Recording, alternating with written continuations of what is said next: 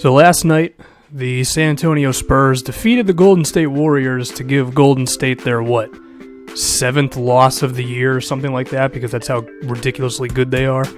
And, Golden State was down a couple of key players in Andrew Bogut and Festus Ezeli, as well as Andre Iguodala. But with that being said, I do think we can talk about this loss, and I do think we can put some real significance behind it, because I think this might have been the first time all year that Golden State was going up against a fellow NBA contender, and they really wanted to win, and they were unable to, which again just shows how crazy good they are. But also, I think we can talk about this, and I think the first thing that San Antonio did was they really made Golden State pay for going small, because most of the time when Golden State goes small, they're just so versatile and so athletic, and of course the Steph Curry, Draymond Green pick and roll is impossible to defend, but also Draymond is able to defend a lot of big men in this league, even though he's a little shorter.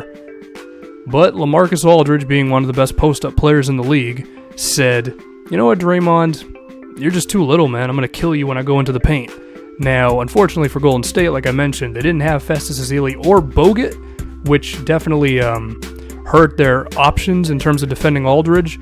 But if LaMarcus Aldridge is going to be able to make them pay for playing Draymond at center, that's a real thing going into the playoffs, to where Golden State may be forced to play a center, which is crazy to think because of how good they are, but it's like, that might be the first step towards defeating Golden State in a series, is not allowing them to kill you with their historic small ball lineup. But of course, not only that with Golden State, we have to remember Steph Curry, who's amazing, and as weird as it sounds, San Antonio, they just defended him well. Like, you can see several highlights in the game that Danny Green, Patty Mills, they were just ready to defend Steph, and they just didn't give him any breathing room. And he missed a few shots that he normally make, but it's like, they just defended him well, to be honest.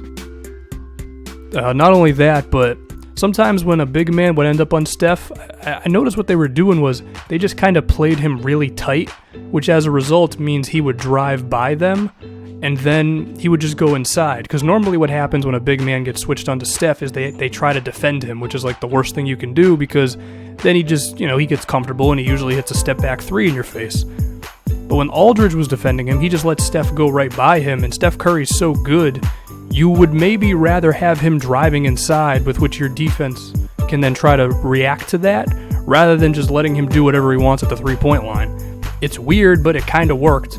Klay Thompson was also not as effective. Of course, we have to imagine in a 7-game series, Steph Curry and Klay Thompson, they're going to make shots.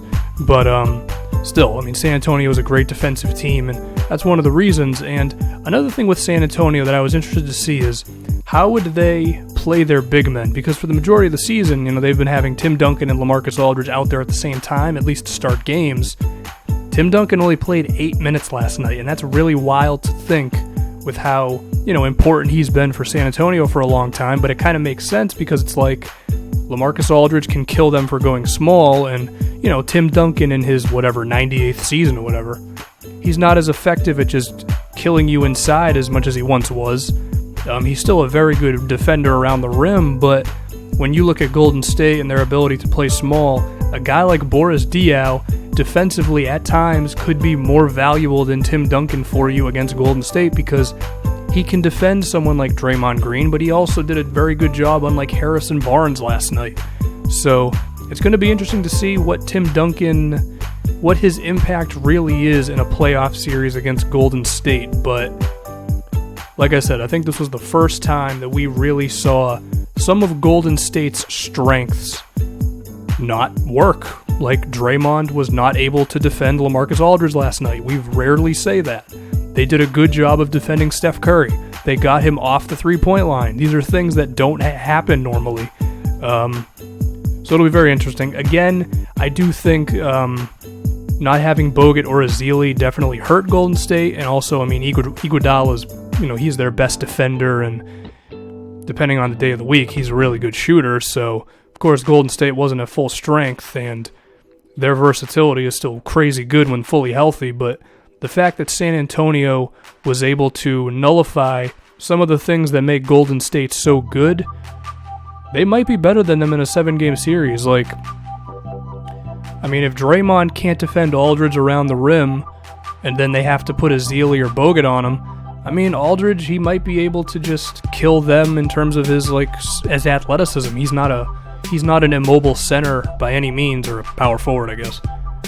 And then if they still do a decent job of defending Curry, which is a hell of a task, I don't know if they can do that, but if they're able to do that, they got a real chance to beat Golden State. And Kawhi Leonard didn't even have the best game. He had like 18 points. He didn't shoot very well. Kawhi Leonard's been like, outside of Curry, he's been like the most efficient player in the league this year. So you have to guess Kawhi just having a better series.